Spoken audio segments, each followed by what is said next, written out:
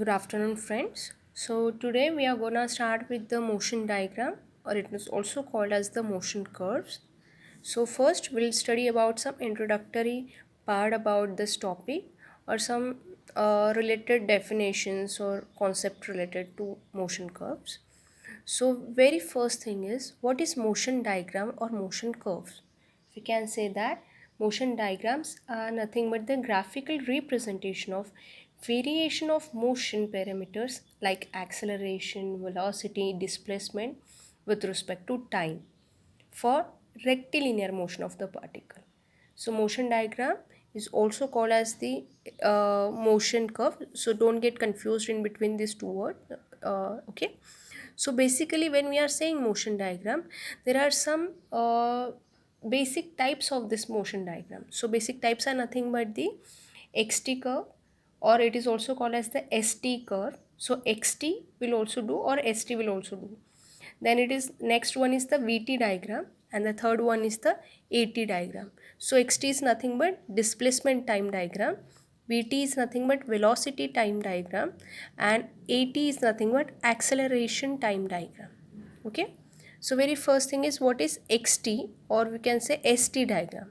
Okay, so xt diagram is nothing but the representation of position of particle with respect to time. So this x-axis gives us about the time, and y-axis is nothing but the position represented on this axis. Okay, so slope of this xt diagram at any point represents velocity at that instant. Okay, so we all are aware about what is the slope of this thing. Slope is nothing but dx by dt. What is dx by dt? Yes, it is nothing but the velocity. So easily we can say that slope of xt diagram gives us about the idea about the velocity at that instant. At any point, if you draw a tangent at any point, so at that instant the slope represent the velocity. Okay, so if I'll draw there is one point, we can say at point A, tangent is horizontal, correct? So tangent is horizontal, that is at this point slope is 0.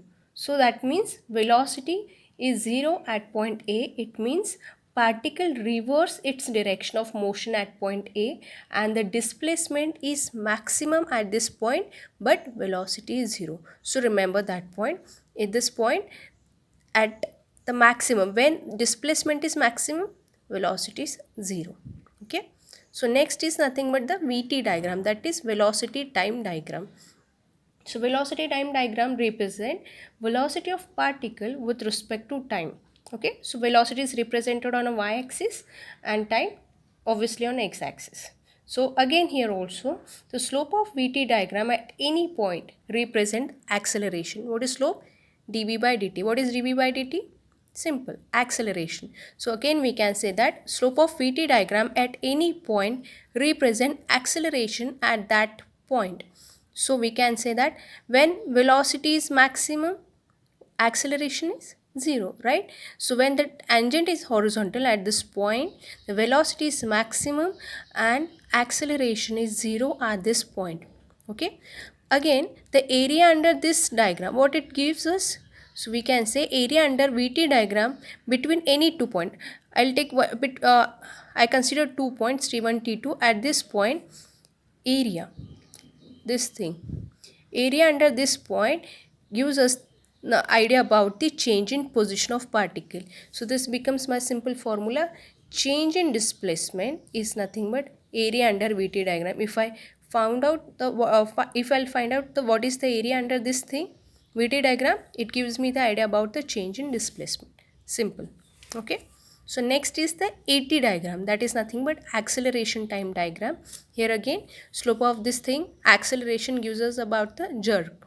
Okay, so that is nothing but slope of this is jerk, and velocity under this diagram gives us the idea about the change in velocity.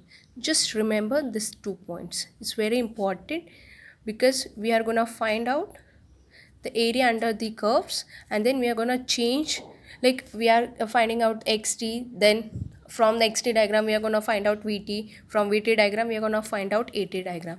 So these things are very important. Okay, So the next part we'll learn about what is exactly slope curves, gives us an idea about like what is the types of curves and how to convert these curves. Okay, so in next lectures we'll learn about this.